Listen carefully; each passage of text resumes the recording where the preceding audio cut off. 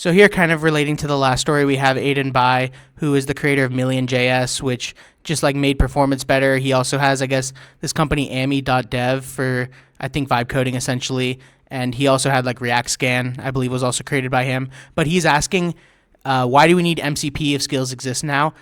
We were kind of talking about that earlier, but essentially skills are markdown files that the LLMs can call when they feel they need to execute something, like some action usually. Within those files, they can see like, okay, here's the CLI commands I need to run. Here's like some general skills or general ideas about the service that I'm interacting with and how to use it. And it's essentially a system prompt that you get access to only when you need to interact with that service, because we're trying to get rid of all the static context that we had in these big files and just only access the dynamic context when we need to operate on it. And skills are kind of one of the solutions we have right now. And we have a couple interesting replies, one from David Kramer, the CTO of Sentry, saying, Aiden, don't be one of those guys. And he says MCPs provide an abstraction layer for tools. Skills provide a prompt template. They're independent concerns.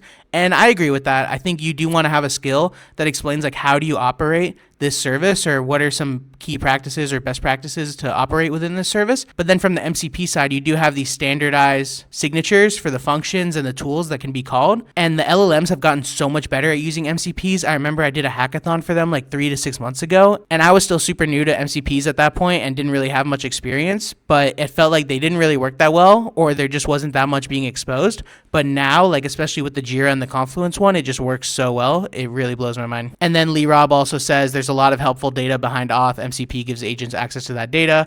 And he says Sentry and Datadog as examples, but people did reply to him and say, if you have a CLI, then you can auth the CLI as well.